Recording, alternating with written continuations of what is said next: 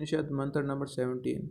Vayur anilam amratam itadamam bhashmantam shariram Om karato smaram karatam smara karato smara karatam smara.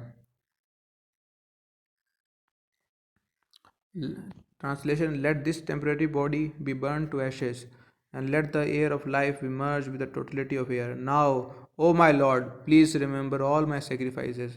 Because you are the ultimate beneficiary, please remember all that I have done for you. Krishna. Purport by His Divine Grace, Lai Se Bhaktivedanta Swami Prabhupada.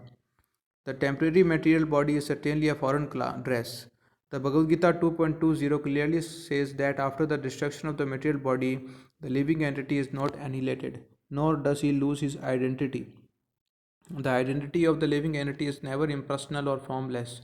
On the contrary, it is the material dress that is formless and that takes a shape according to the form of the indestructible person. No living entity is originally formless, as is wrongly thought by those with poor fund of knowledge.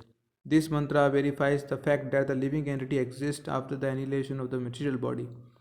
In the material world, material nature display wonderful workmanship by creating varieties of bodies for the living beings according to their propensity for sense gratification. The living entity who wants to taste stool is given a material body that is quite suitable for eating stool, that of a hog. Similarly, one who wants to eat the flesh and blood of other animals may be given a tiger's body equipped with suitable teeth and claws.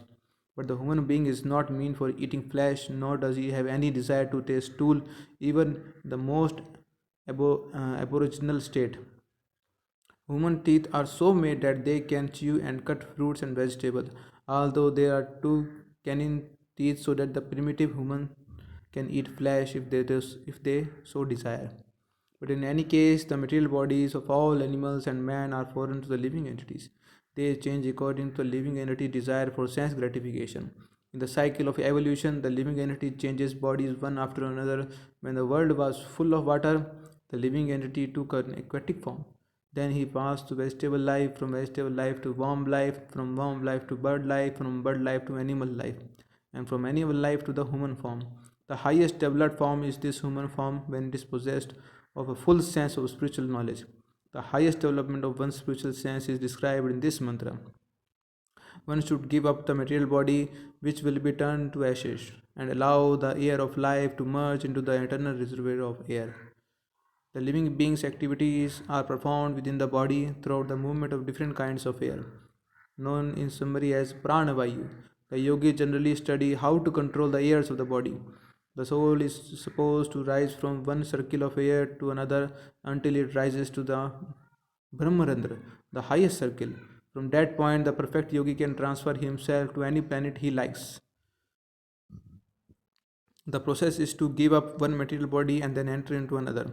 But the highest perfection of such changes occurs only when the living entity is able to give up the material body altogether, as suggested in this mantra, and enter into the spiritual atmosphere, where he can develop a complete different type of body, a spiritual body, which never has to meet death or change.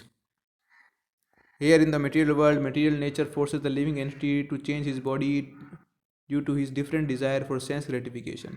These desires are represented in the various species of life, from germs to the most perfected material bodies to those of Brahma and the demigods. All of these living entities have bodies composed of matter in different shapes. The intelligent man sees oneness not in the variety of the bodies, but in the spiritual identity. The spiritual spark, which is a part and parcel of the Supreme Lord, is the same whether he is in the body of a hog or in the body of a demigod. The living entity takes on different bodies according to his pious and vicious activities. The human body is highly developed and has full consciousness. According to the Bhagavad Gita, the most perfect man surrenders unto the Lord after many lifetimes of culturing knowledge. The culture of knowledge reaches perfection only when the knower comes to the point of surrendering unto the Supreme Lord Vasudeva. Otherwise, even after attaining knowledge of one's spiritual identity, if one does not come to the point of knowing that the living entity are eternal part and parcel of the whole, can never become the whole. One has to fall down again into the material atmosphere. Indeed, one must fall down even if he has become one with Brahmjyoti.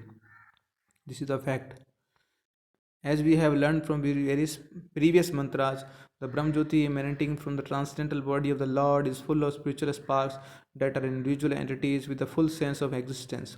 Sometimes these living entities want to enjoy their senses and therefore they are placed in the material world to become false lords under the dictation of the senses.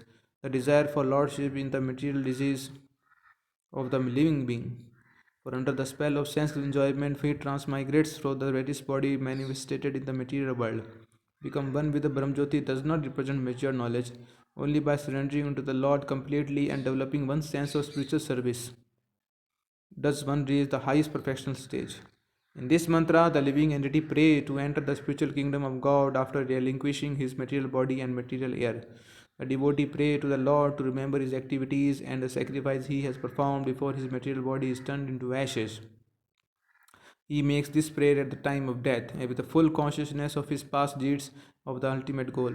One who is completely under the rule of material nature remembers the heinous activities he performed during the existence of his material body, and consequently he gets another material body after death. The Bhagavad Gita confirms this truth. Yam yam vapi smaram bhavan tajayati ante kelvaram tam tam evati kaunteya sada tad bhava bhavita. Whatever state of being one remembers when he quits his body, O son of Kunti, that state he will attain without fail. Thus, the mind carries the living entity propensities into the next life. Unlike the simple animal who have no developed mind, the dying human being can remember the activities of his life like dreams at night. Therefore, his mind remains charged with material desire, and consequently, he cannot enter the spiritual kingdom with the spiritual body. The devotees, however, develop a sense of love for Godhead by practicing devotion service to the Lord. Even if at the time of death the devotee does not remember his service to the Lord does not forget him. This prayer is given to remind the Lord of the devotee's sacrifice, but even if there is no such reminder, the Lord does not forget the service rendered by his devotee, pure devotee. The Lord clearly describes his intimate relationship with his devotee in Bhagavad Gita. Even if one commits the most abominable action, if he is engaged in devotion service, he is to be considered saintly because he is properly situated in his determination. He quickly becomes righteous and attains lasting peace. O son of Kunti, declare it boldly that my devotee never perishes. O son of Partha, those who take shelter in me, though they may be of lower birth, women, Vaishya, as well as Shudra workers, can attain the supreme destination. How much more this is so of the righteous Brahmans, the devotees, and the saintly kings. Therefore, having come to this temporary miserable world, engage in loving service unto me. Engage your mind always in thinking of me. Become my devotee. Offer obeisance to me and worship me. Being completely absorbed in me, surely you will come to me. Srila Bhaktivinoda Thakur explains these verses in this way. One should regard a devotee of Krishna to be in the right path of the saints, even though such a devotee may seem to be a Sudurachar, a person of loose character. One should try to understand the real purport of the word Sudurachar. A conditioned soul has to act for double functions, namely for the maintenance of the body and again for self realization. Social status, mental development, cleanness, austerity, nourishment, and the struggle for existence are all for the maintenance of the body. The self realization is a part of one's activities executed on one's occupational as a devotee of the Lord, and one perform action in that connection also. One must perform these two functions, different functions, along parallel lines, because a conditioned soul cannot give up the maintenance of his body. The proportion of activities for maintenance of the body decreases, however, in proportion to the increase in devotional service. As long as the proportion of devotional service does not come to the right point, there is a chance for an occasional exhibition of worldliness. But it should be noted that such worldliness cannot continue for a long, because by the grace of the Lord, such imperfection will come to an end very shortly. Therefore, the path of devotional service is the only right path. If one is on the right path, even an occasional occurrence of worldliness does not hamper one in the advancement of self realization. The facilities of devotion service are denied the impersonalists because they are attached to the Brahmjyoti feature of the Lord. As suggested in the previous mantras, they cannot penetrate the Brahmjyoti because they do not believe in the Supreme Personality of Godhead. Their business is most world jaggery and mental speculation. Consequently, the impersonalists pursue a fruitless labor as confirmed in the 12th chapter of the Bhagavad Gita. All the facilities suggested in this mantra can be easily obtained by constant contact with the personal feature of the Absolute Truth. Devotional service to the Lord consists of the nine transcendental activities. First one is hearing about the Lord. Second, glorifying the Lord. Third, remembering the Lord. Fourth, serving the lotus feet of the Lord. Fifth, worshiping the Lord. Sixth, offering prayer to the Lord. Seventh, serving the Lord. Eighth, enjoying friendly association with the Lord. Nine, surrendering everything to the Lord. These nine principles of devotional service taken all together or one by one help a devotee remain constantly in touch with the God. In this way, at the end of life, it is easy for the devotee to remember the Lord. By adopting only one of these nine principles, the following renowned devotees of the Lord were able to achieve the highest perfection. By hearing of the Lord, Maharaj Prakshit, the hero of Srimad Bhagavatam, attained the desired result. Just by glorifying the Lord, Sukdev Goswami, the speaker of Srimad Bhagavatam, attained his perfection. By praying to the Lord, Akrura attained the desired result. By remembering the Lord, Prahlad Maharaj attained the desired result. By worshipping the Lord, Prithu Maharaj attained perfection. By serving the lotus feet of the Lord, the goddess of fortune Lakshmi attained the perfection. By rendering personal service to the Lord, Hanuman attained the desired result. Through his friendship with the Lord, Arjuna attained the desired result. By surrendering everything he had to Lord, the Maharaj Bali attained the desired result. Actually, the explanation of this mantra and of practically all the mantras of Vedic hymns is summarized in the Vedanta Sutra and properly explained in Srimad Bhagavatam. Srimad Bhagavatam is the mature fruit of the Vedic tree of wisdom. In Srimad Bhagavatam, this particular mantra is explained in the questions and answer between Maharaj Prakshit and Sukdev Goswami at the very beginning of their meeting. Hearing and chanting of the science of God is the basic principle of devotional life. The complete Bhagavatam was heard by Maharaj Prakshit and is chanted by Sukdev Goswami. Maharaj Prakshit inquired from Sukdev Goswami because Sukdev was a greater spiritual master than any great yogi or transcendentalist of his time. Maharaj Prakshit's main question was, what is the duty of every man, especially at the time of death? Sukdev Goswami answered, Tasmad Bharata Sarvatma Bhagavan Ishvaro Hariha Shrotvaya Kirtavyascha Samratavyas Chachabhatyam. Everyone who desires to be free from all anxiety should always hear about, glorify, and remember the personality of Godhead, who is the supreme director of everything, the extinguisher of all difficulties, and the supersoul of all living entities. Please pardon if there is some discrepancy of my pronunciation of Sanskrit. Okay, Hare Krishna. So continue. So-called human society is generally engaged at the night in sleeping and having sex during the daytime. Huh. And having sex, and during the daytime in earning as much as possible, or else in shopping for family maintenance. People have very little time to talk about the personality of Godhead or to inquire about Him. They have dismissed God's existence in so many ways, primarily by declaring Him to be impersonal, that is, without sense perception. But in the Vedic literature, whether the Upanishad, Vedanta Sutra, Bhagavad Gita, or Srimad Bhagavatam, it is declared that the Lord is a sentient being and the supreme over all other living entities. His glorious activities are identical with himself. One should therefore not indulge in hearing and speaking of the rubbish activities of worldly politicians and so called big men in society, but should mold his life in such a way that he can engage in godly activities without wasting a second. Sri Upanishad directs us towards such godly activities. Unless one is accustomed to devotional practice, what will he remember at the time of death when the body is dislocated, and how he can pray to the Almighty Lord to remember his sacrifices? Sacrifice means denying the interest of the senses. This is the meaning of sacrifice. One has to learn this art, and by employing the senses in the service of the Lord during one's lifetime, one can utilize the result of such practice at the time of death. Ishopanishad मंत्र 18 अग्ने नाया सुथाराया अस्मान विश्वानि देवा वायुनानि विद्वान युयोध्या अस्मा जुहुरानम एनो Bahushitamam te nama uktim vidhema. Translation: O my Lord, as powerful as fire, O omnipotent one, now I offer you all obeisances, falling on the ground at your feet. O my Lord, please lead me on the right path to reach you.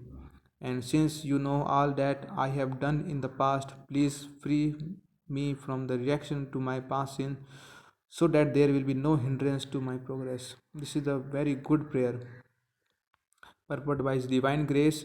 By surrendering to the Lord and praying for His causeless mercy, the devotee can progress on the path of complete self realization.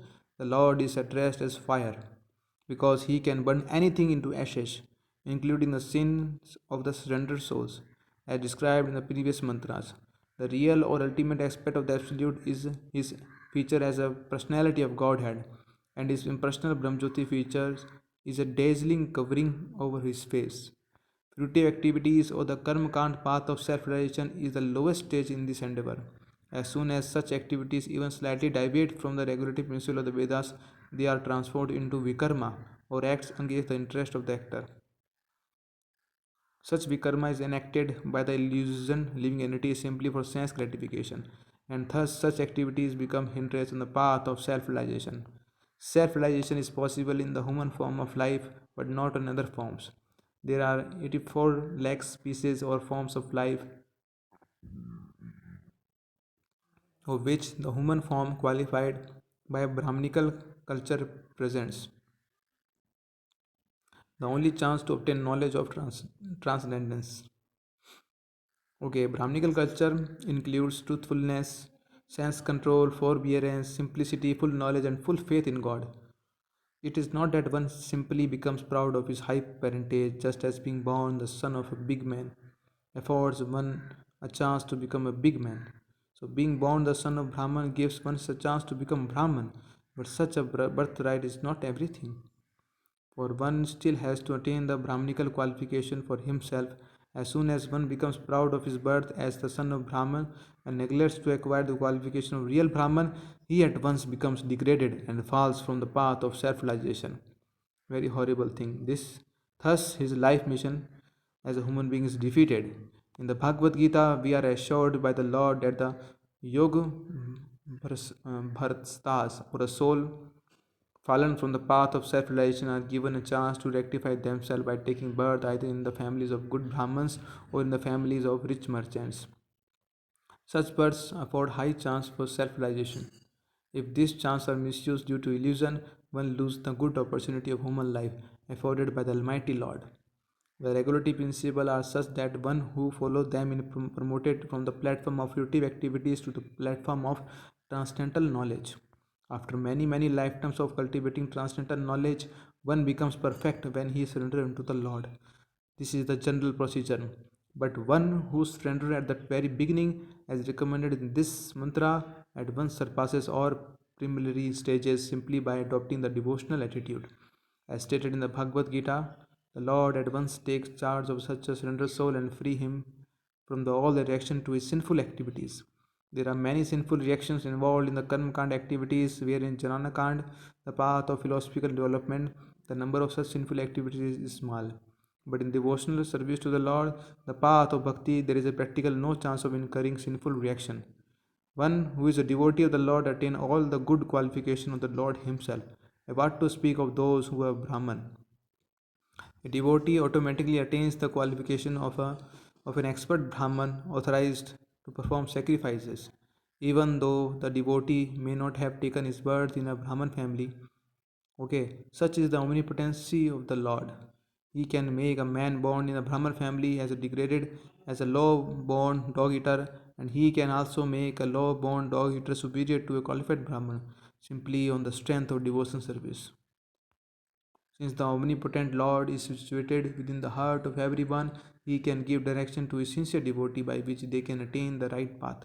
Such directions are specially offered to the devotee, even if he desires something else. As far as others are concerned, God gives sanction to the doer only at the risk of the doer. But in the case of devotee, the Lord directs him in such a way that he never acts wrongly. This is stated in Srimad Bhagavatam, Svapada Mulamam Bhajata Priyasya त्यक्तान्या भवश्या हरिरे प्रशयः विकर्मा याच चोपतितं कथांचित् तुनोति सर्वं हृदय सन्निविष्टः. The Lord is so kind to the devotee who is fully surrendered to his lotus feet that even though the devotee sometimes falls into the entanglement of vikarma, acts against the Vedic direction, the Lord at once sanctifies such mistake from within his heart. This is because the devotees are very dear to the Lord. In this mantra of Sri Isopanisad, the devotee prays to the Lord to rectify him from within his heart. To wherever is human, the incarnation soul is very often apt to commit mistakes, and the only remedial measures to take against such unintentional sin is to give oneself up to the lotus feet of the Lord, so that He may guide one to avoid such pitfalls. The Lord takes charge of fully surrendered soul, thus all problems are solved simply by surrendering oneself unto the Lord and acting in terms of His direction. Such direction are given to the sincere devotee in two ways. One is by the ways of saints, scripture, and spiritual master, and other is by the way of the Lord Himself, who resides within the heart of everyone. Thus, the devotee, fully enlightened with Vedic knowledge, is protected in all respects. Vedic knowledge is transcendental and cannot be understood by mundane educational procedure. One can understand the Vedic mantras only by the grace of the Lord and the spiritual master. Yasya deva para bhaktir yatha deva tatha guru. If one takes shelter of a bona fide spiritual master, it is to be understood that he has obtained the grace of the Lord. The Lord appears as the spiritual master for the devotee. So the spiritual master, the Vedic injunction, and the Lord Himself from within all guide the devotee in full strength. In this way, there is no chance for a devotee to fall again into the mire of material illusion. The devotee, thus protected all around, is sure to reach the ultimate destination of perfection. The entire process is hinted at this mantra, and Srimad Bhagavatam explains it further. Hearing and chanting the glories of the Lord is itself an act of pity. The Lord wants everyone to hear and chant His glories because He is the well wisher of all living entities. By hearing and chanting the glories of the Lord, one becomes cleansed of all undesirable things, and then one's devotion becomes fixed upon the Lord. At this stage, the devotee acquires the Brahminical qualification, and the effects of the lower modes of nature, like passion and ignorance, completely vanish. The devotee becomes fully enlightened by the virtue of his devotional service, and thus he comes to know the path of the Lord and the way to attain Him. All as doubts diminish, he becomes a pure devotee. So, thus end the Bhaktivedanta purport to Sri Upanishad, the knowledge that brings one near to the Supreme Personality of Godhead, Sri Krishna. Hare Krishna.